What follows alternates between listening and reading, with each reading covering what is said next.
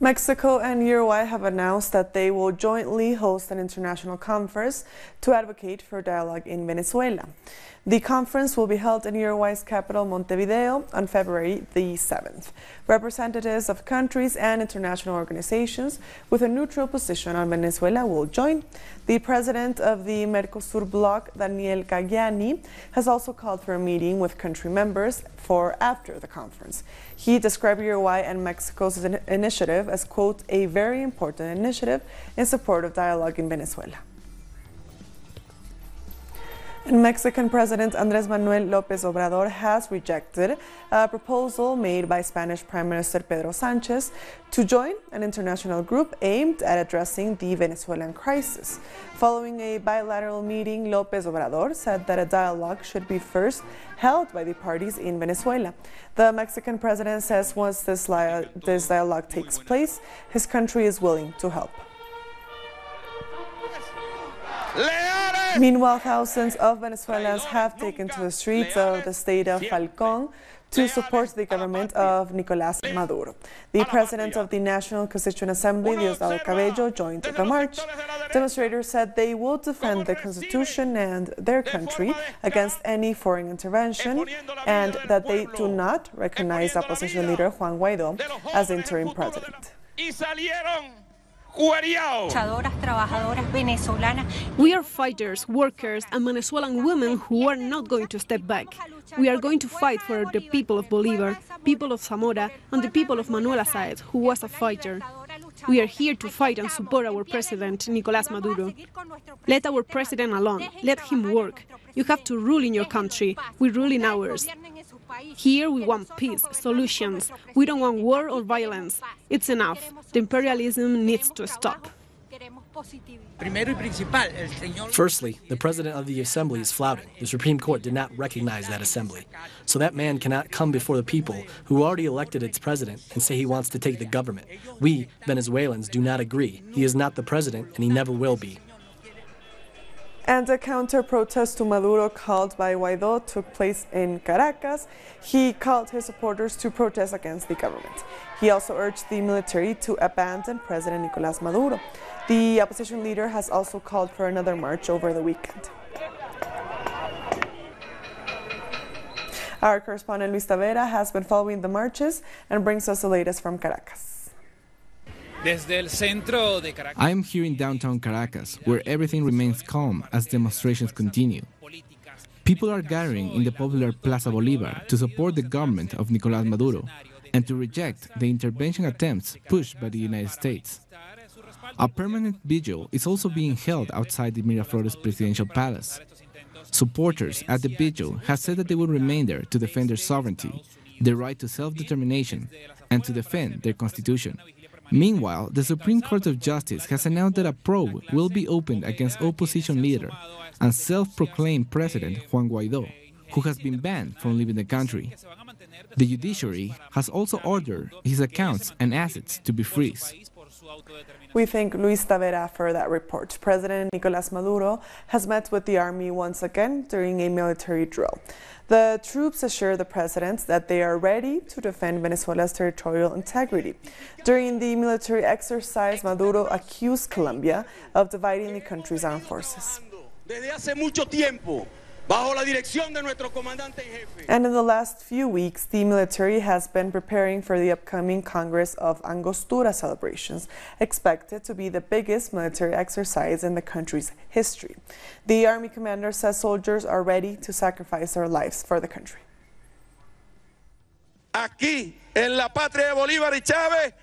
Here in the nation of Bolívar and Chávez, people are the one who rule.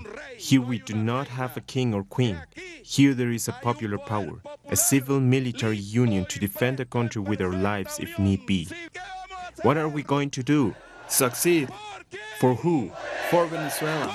For who? For Venezuela. For our nation we will win.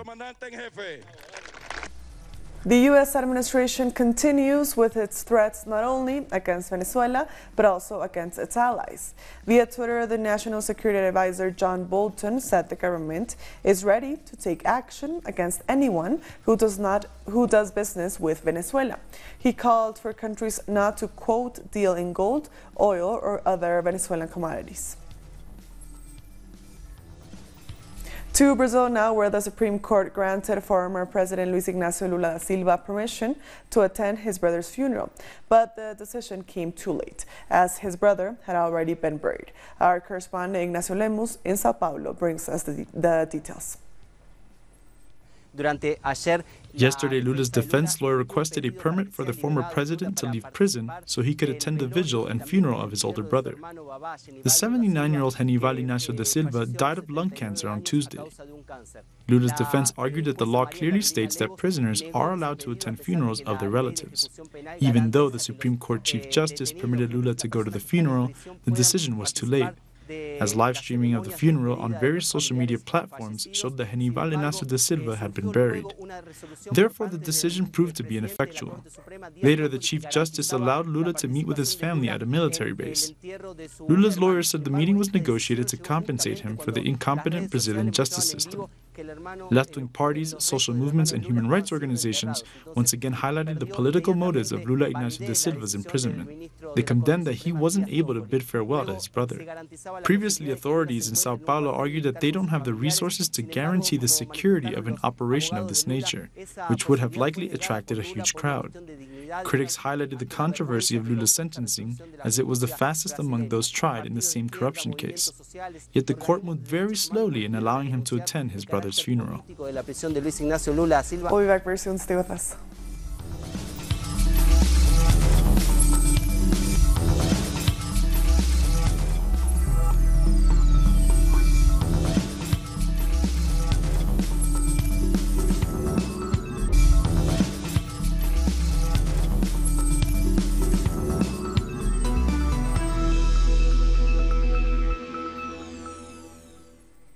Welcome back. Global unions in Brazil have staged a protest in front of Vale's headquarters after the mine dam collapse. Demonstrators say corporate greed was at the heart of the disaster that killed at least 84 people, with almost 300 still missing.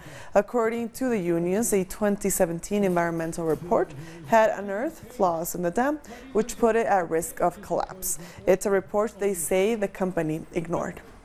The company knew that this very tailing dam that we're speaking of, the one that broke up, there were leakages and there were problems in the inspections, and the company was aware of it since 2017 and didn't take any action. Waste and sludge from the mine disaster that spilled into the Paraopeba River has caused the waterway to turn reddish-brown. While the toxicity of the mineral-laced sludge is not yet known, an indigenous community downstream complained that fish it relies on for its livelihood were dying. The indiscriminate spraying of toxic chemicals on crops is believed to be risking the health of hundreds of people living near farms in Argentina. The government is being blamed for what some are calling a public health crisis. The governor of Buenos Aires, in tandem with the Agricultural Ministry, has allowed the unrestricted use of toxic agrochemicals in both rural and urban communities. When Agriculture Minister Leonardo Sarkis signed Resolution 246, he gave the green light for toxic agrochemicals to be used in communities near farms. That means schools, households, as well as nearby rivers will be impacted. This proves who the ruling party is working for. Leonardo Sarkis used to be a Monsanto executive. This new regulation paves the way for looser laws related to the use of agrochemicals. People are already aware of the negative effects they have on the environment and on health. This is a cause for serious concern. The people aren't taking it lightly. The National Service for Sanitation and Agro-Food Quality, SENASA, is a state body responsible for ensuring the quality of products that we consume. The organization's most recent report points out that products being sold have been contaminated by fumigation. More than 80% of the products have residues of toxins that are not allowed to be used on fruit and vegetables. So what we need is a much more restrictive law. Monsanto Bayer handles around $100 billion in seeds globally and together with other companies manages genetically modified products. The Argentinian government is allowing these firms to get rich by risking citizens' health. The high toxicity provoked by agrochemicals has a direct effect on human beings, an immediate effect. The chronic toxicity also has effects in the long term, particularly related to cancer. Experts are warning that food sovereignty is being affected by these practices and that fumigation aimed at increasing the production of soy, corn, and other crops is poisoning and boosting cases of cancer and other related diseases. 2 more social leaders have been killed in Colombia, bringing the number of leaders murdered this year to 16. Our correspondent in Colombia, Paola Fernandez, has the details. The murders of social leaders will not stop in Colombia.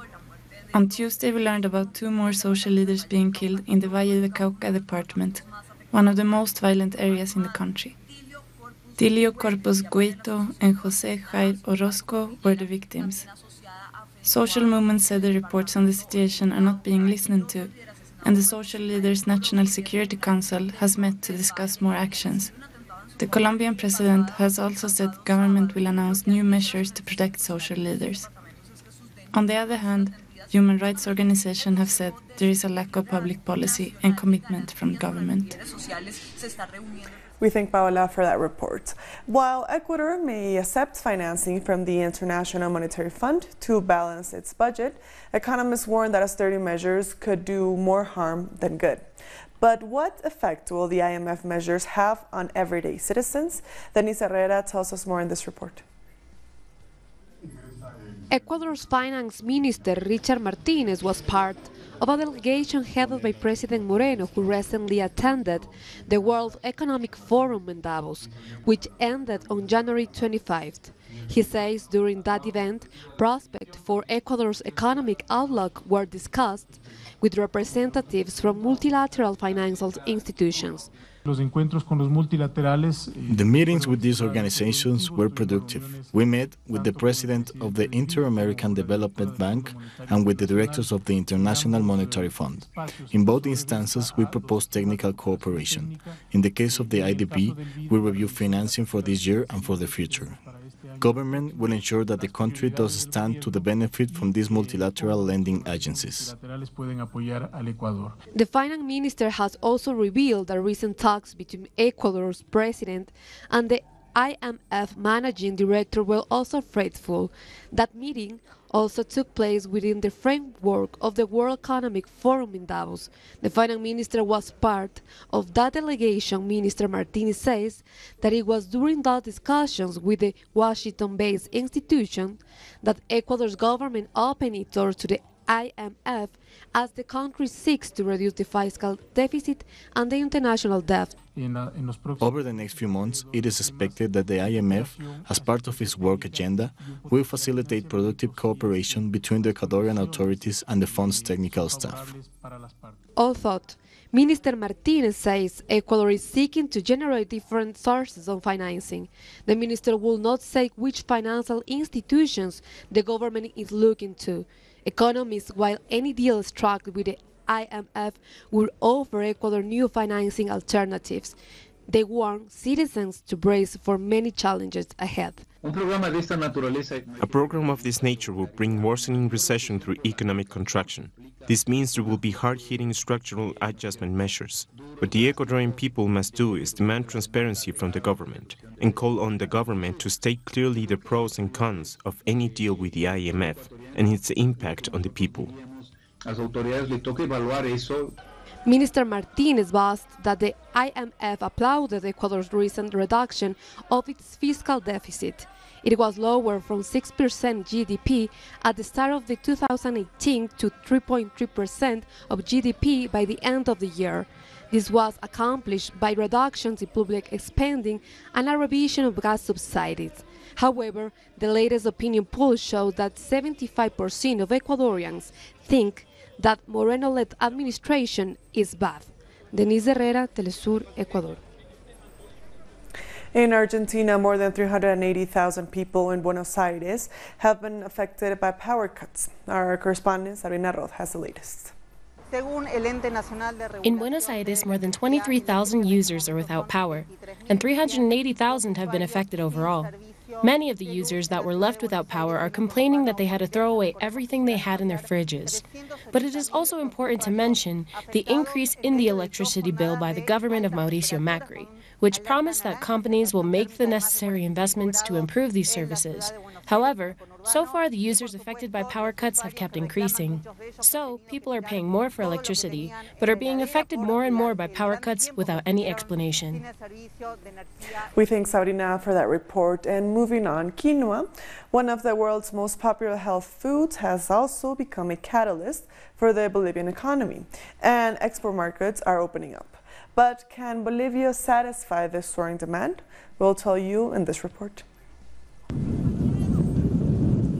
It is also known as the golden grain of the Andes for its extraordinary nutritional qualities. Since the United Nations declared 2013 the International Year of the Quinoa, demand has increased. We are seeing that exports this year have been 33,000 tons and national consumption is 23,000 tons, so it's very close. It is important that the Bolivian people consume much more quinoa. In Bolivia, consumption of quinoa has doubled over the past 6 years. It's gone from 1 kilo and 200 grams per person in 2013 to almost 2.5 kilos last year. Also last year, 33,000 tons were exported, with new export opportunities with Mexico and China. What is interesting is that in 2018, we looked to the Chinese market. We started by exporting 40 tons, and now we have reached 200 tons. Small campesino farmers are the main producers of quinoa in this country. The National Association of Producers comprises 20,000 families. They are now trying to boost production and exports. The Chinese market is there.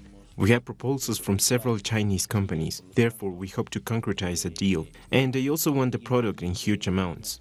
So we need to be able to fulfill the huge demand. Bolivia also exclusively produces a premium quality seed called Royal Quinoa. It is grown in the 4,000-meter summit of Salar de Uyuni. It is the only grain that provides all the essential amino acids for the human body and minerals like potassium, calcium, phosphorus, and iron. We'll be back very soon. Stay with us.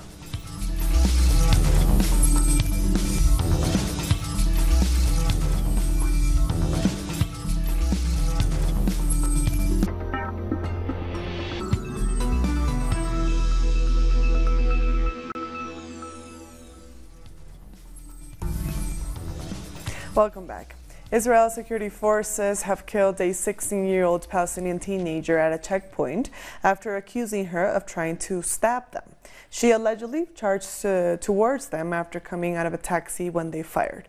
Our correspondent Nayara Tardo tells us this story. Israeli soldiers have killed a Palestinian woman, saying she tried to stab them. The Ministry of Health in Palestine confirmed the murder and said she died after being shot several times. This occurred in the checkpoint that divides Jerusalem and the West Bank, one of Palestine's occupied territories, and where these violent cases are most reported. It's important to remember that during the 1967 war, Israel occupied all of Jerusalem and the West Bank, and since then, cases of Israeli repression against Palestinians haven't stopped. The UN High Commission for Human Rights has said it is worried for the increase of violence between Israeli forces and Palestinians. Pro-Palestinian activists are calling for a boycott of the Eurovision Song Contest as the Israeli city of Tel Aviv gears up to host the popular competition. Israel was chosen to host the contest after an Israeli singer won last year's event in Portugal. But leaders of the boycott have launched a campaign accusing Israel of using cultural events to draw attention away from its actions toward Palestinians. The Divestment and Sanctions, or BDS, movement for Palestinian rights has called for a boycott of the Eurovision contest in Tel Aviv because we see it as art washing, whitewashing through arts. Israel's decades-old regime of military occupation, apartheid, and settler colonialism. 17 people have gone on trial in Tunisia over the attack at a tourist resort in 2015 that killed 38 people. Those on trial are among some 40 people overall suspected of involvement in the attack. They include 6 security agents who are accused of failing to prevent the attack. The attack that was claimed by the Islamic State devastated the country's tourism sector. About 500 people in the Democratic Republic of Congo attended a mass in memory of those who died during the 2017 marches.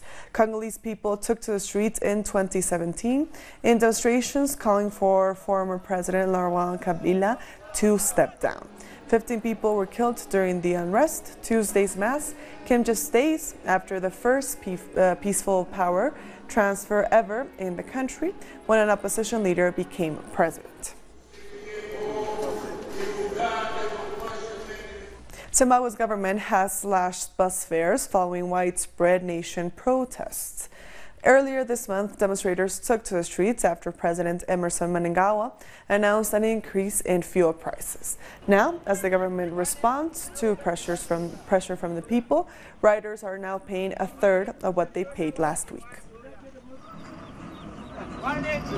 We are happy with what the government has done, and we wish for it to continue. The commuter taxis should be put off the road because now we can afford to buy some food and pay rent, and we are very happy.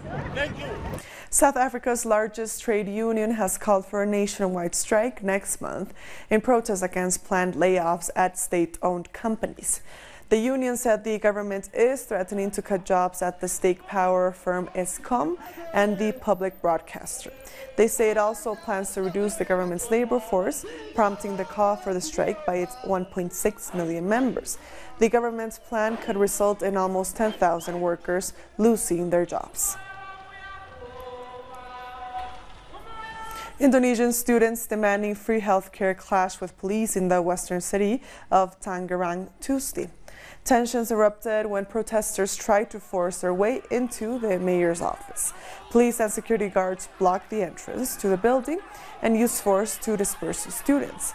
There were reports of injuries on both sides, and several students were arrested. The president of the European Commission, Jean-Claude Juncker, has said the UK Brexit deal was the best and cannot be renegotiated. Speaking at the European Parliament's plenary session in Brussels, he added that the Irish backstop was a priority for the European Union, as Ireland's border with the UK would become EU's border. The withdrawal agreement remains the best and only deal possible. The European Union said so in November. We said so in December. We said so after the first meaningful vote in the Commons in January. The debate and votes in the House of Commons yesterday do not change that. The withdrawal agreement will not be renegotiated. Sometimes, from time to time, I have the impression that some hope that the 26 other countries will abandon the backstop, and so Ireland at the last minute. But this is not a game, and neither is it a simple bilateral issue.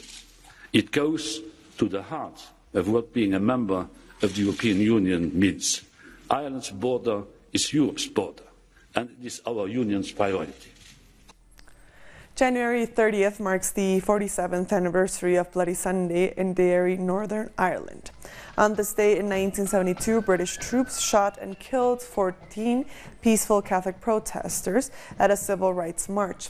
As the Brexit negotiations continue, concerns are on the rise over the issue of the Irish backstop. It is one of the major subjects of disagreement in the deal. The outcome of the deal could break the fragile peace in the zone established in the Good Friday Agreement 20 years ago. So I don't want to go back to what it was like in the days gone by, and I just couldn't cope with that. And the young people coming up now, I just wouldn't want them to go through the same thing as I had to go through myself. The Bloody Sunday was one of the most tragic events in the Northern Ireland conflict. On Sunday, 30th January 1972, Catholic residents in the city of Derry were marching for their civil rights. They were traditionally discriminated for being identified with the pro-Irish cause. British soldiers opened fire against demonstrators, killing 14 of them. Most of the victims were young people, 6 of them were underaged. Most of the rioters had dispersed. And with that story, we've come to the end of this news brief. These and other stories, as always, find them on our website at telesurenglish.net. And also join us on social media. We are on Facebook, on Twitter, and on Instagram. For Telesur English, I am Estefania Bravo. Thank you for watching.